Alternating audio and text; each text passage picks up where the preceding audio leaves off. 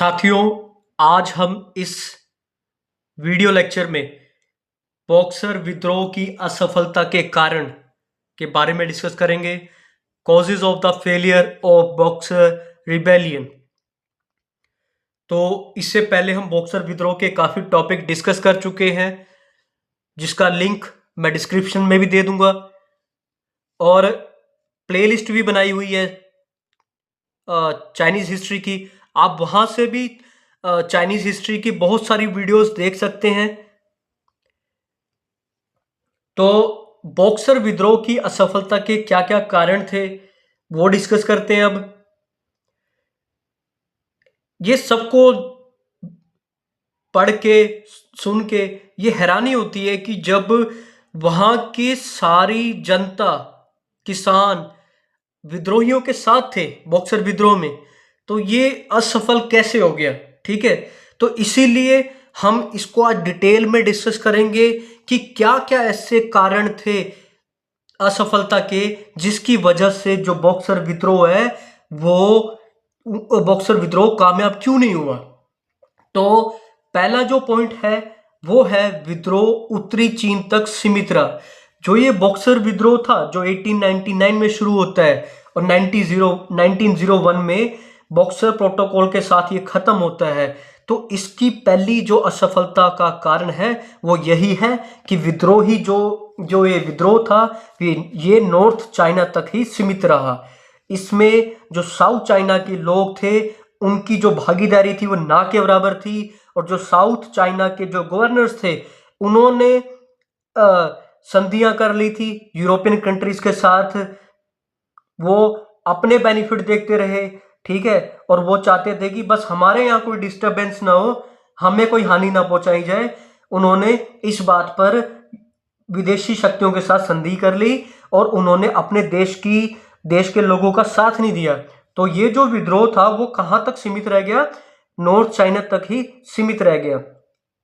अगला है मंचू सरकार की दोगली नीति। जैसा कि हम पिछले लेक्चरों में पढ़ चुके हैं कि जो वहां की चिंग डायनेस्टी थी, मंचू सरकार थी, वो पूरी तरह से उसने अपने देश के लोगों को सपोर्ट नहीं किया। जितनी उनको सपोर्ट करनी चाहिए थी उन्होंने सपोर्ट नहीं करी मंचू सरकार ने।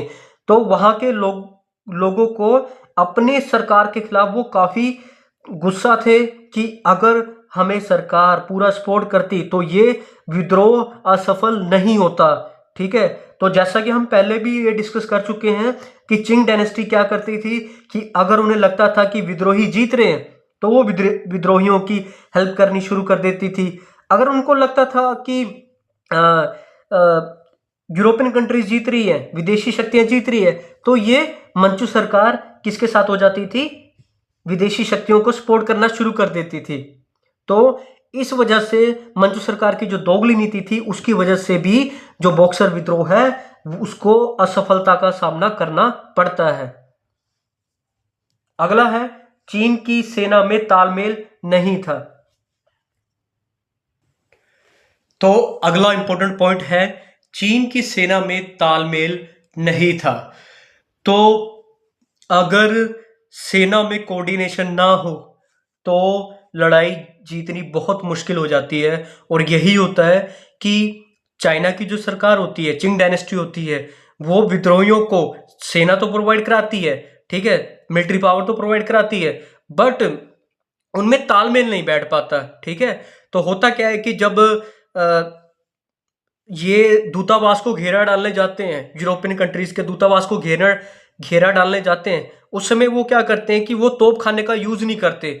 ठीक है, और वो क्या करते हैं कि वो दूतावास की बिल्डिंगों को ही गिरा देते हैं। तो जो ये जो एक्शन था तो ये चीनियों और विद्रोहियों के विरुद्ध चला जाता है। ठीक है, और यूरोपियन कंट्रीज को मौका मिल जाता है कि आपने हमारे दूतावास गिरा दिए। ठीक है, तो कहीं ना कहीं उनका ये एक्शन एक अच्छा इंपैक्ट नहीं डालता, और जो सैनिक अधिकारी थे वो इस तरह का व्यवहार बॉक्सर विद्रोह को सफलता के स्थान पर असफलता की ओर ले गया। ठीक है, तो जो ये सैनिक अधिकारियों ने ये स्टेप उठाया था तो उसकी वजह से सफलता से ये असफलता की ओर चले गए। और सेना में कोऑर्डिनेशन ना होने की वजह से बॉक्सर विद्रोह को असफलता का सामना करना पड़ा। अगला है चीन की महारानी का अधूरा सहयोग। चीन की महारानी का अधूरा सहयोग। तो जो उस समय चीन की महारानी थी, वो आंदोलनकारियों को, विद्रोहियों को बस उसी सीमा तक हेल्प करना चाहती थी कि बस उनका ध्यान चीन की जो मंचू शासन की कमियों की तरफ ना जाए या वो तख्ता पलटने के बारे में ना सोचे। तो चीन की महारानी ये चाहती थी कि बस उनका जो ध्यान है, विद्रोहियों का जो ध्यान है, वो बस विदेशी शक्तियों से लड़ने में जाए, वो तख्ता पलट के बारे में ना सोचे या चिंग डायनेस्टी को कोई नुकसान ना पहुंचाए। ठीक है, वो पूरी तरह से विद्रोहियों को सपोर्ट नहीं कर रही थी, पूरी तरह से वो 100% सहयोग नहीं दे रही थी। ठीक है, बस वो देख रही थी कि बस मेरे को हार्म ना हो, बस मैं उतनी हेल्प कर दूं इनकी। ठीक है, तो इसकी वजह से भी, जो पूरी सपोर्ट ना मिलने की वजह से भी विद्रोहियों को असफलता हाथ लगती है। अगला है मंचू सरकार के उच्चाधिकारियों द्वारा असहयोग। तो जो मंचू सरकार के उच्चाधिकारी थे, उन्होंने भी बॉक्सर विद्रोह को सपोर्ट नहीं किया।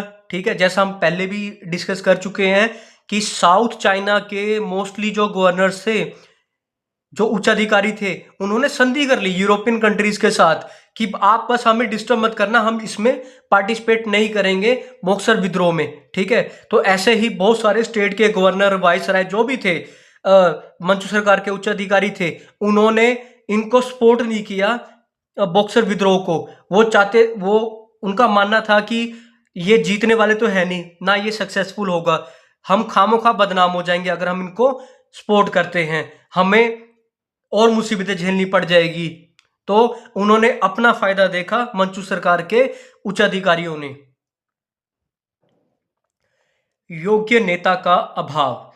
तो बॉक्सर विद्रोह की असफलता का एक कारण यह भी था कि इनके पास एक योग्य नेता नहीं था कि जिसकी सोच दूरदर्शी हो और वो पूरे चाइना को इसमें पार्टिसिपेट करने के लिए मोटिवेट कर सके। ठीक है, तो एक योग्य नेता का इस बॉक्सर विद्रोह में ना होना भी असफलता का एक कारण बन जाता है।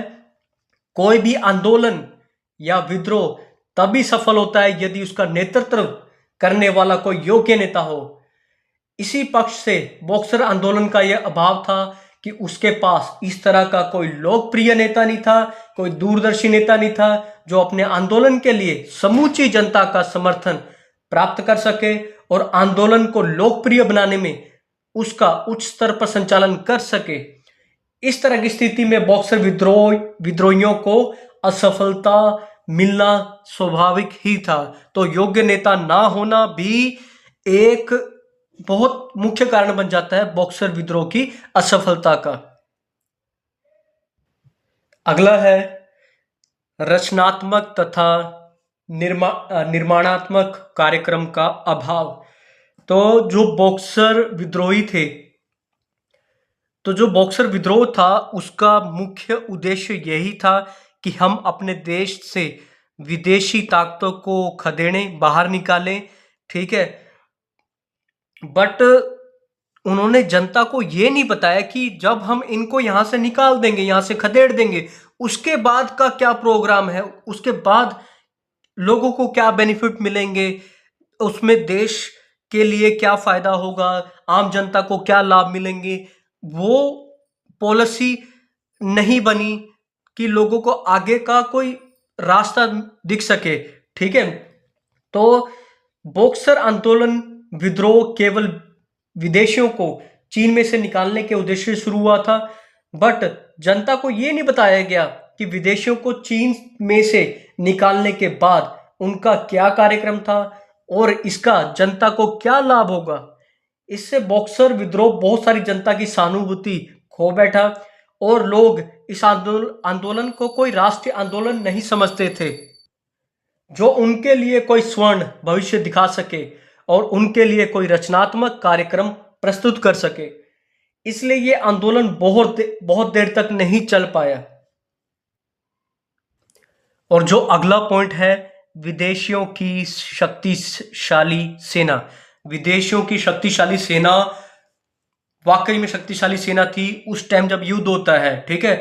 तो ये सबसे मेन कारण बनता है बॉक्सर विद्रोह की असफलता का। क्यों?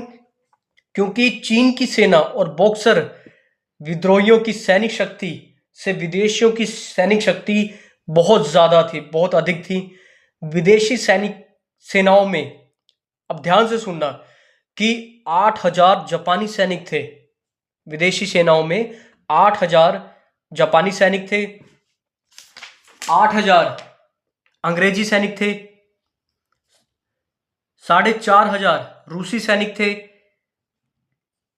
2,500 अमेरिकी सैनिक थे और 800 फ्रांसीसी सैनिक थे, ठीक है। तो इनके पास बहुत सारी मॉडर्न टेक्निक्स थी युद्ध लड़ने की, बहुत अच्छे हथियार थे, बढ़िया शस्त्र थे, ठीक है। और इनके पास बहुत अच्छी युद्ध कला थी, जिसका मुकाबला बॉक्सर विद्रोही नहीं कर पाए। तो इसलिए उनको असफलता उनके हाथ लगी। तो साथियों, हम बॉक्सर विद्रोह के बारे में जितने भी टॉपिक थे, तो वो सारे टॉपिक कवर कर चुके हैं। तो इसकी प्लेलिस्ट में जाकर आप सारे लेक्चर देख सकते हो। बॉक्सर विद्रोह के बारे में प्लेलिस्ट बनाई हुई है, तो आप वहां जाकर बॉक्सर विद्रोह के सारे वीडियो लेक्चर देखें। ये एग्जाम पॉइंट ऑफ व्यू से बहुत इंपॉर्टेंट है। यूपीएससी में भी यहाँ से क्वेश्चन आ जाता है, तो ये बहुत इंपॉर्टेंट चैप्टर है। और चाइना की हिस्ट्री में बॉक्सर विद्रोह का बहुत बड़ी भूमिका है, क्योंकि बॉक्सर विद्रोह की वजह से ही, ठीक है, आगे जाके जो चीनी क्रांति होती है, कहीं ना कहीं ये उसका बेस था। यहां से लोग अवेयर हो गए थे कि हमें अपने देश में सुधार करना है, लोगों में एक जागृति आ गई थी। और इनको यह भी पता चल गया था कि हमारे में क्या क्या कमियां हैं, तो उन्होंने उस कमियों को सुधारते हुए जो चीनी क्रांति हुई उसमें सफलता प्राप्त की। और आज आप देख सकते हो कि चाइना ने अपने आप को इंप्रूव करते करते आज चाइना किस लेवल पे खड़ा है, ठीक है। आप मतलब पीछे जो चाइना की हिस्ट्री अगर आप पढ़ोगे तो उनके साथ बहुत गलत हुआ, बहुत सारे देशों ने उसका शोषण भी किया, बहुत उसको वहाँ के लोगों का शोषण किया, बहुत ज़्यादा इनके ऊपर जैसे पेनल्टीज लगाई गई, जो बॉक्सर प्रोटोकॉल साइन हुआ, तो बहुत ज़्यादा इनके साथ एक तरफ से धक्का हुआ था, काफ़ी इनको अपमान सहना पड़ा था। तो कहीं ना कहीं आज जो चीन खड़ा है, जिस स्थान पर खड़ा है, जिस डेवलपमेंट के साथ खड़ा है, तो कहीं ना कहीं ये पिछली जो उसका इतिहास है उसकी बहुत बड़ी भूमिका है आज के चाइना की सफलता में। तो साथियों, इस वीडियो लेक्चर में बस इतना ही। धन्यवाद।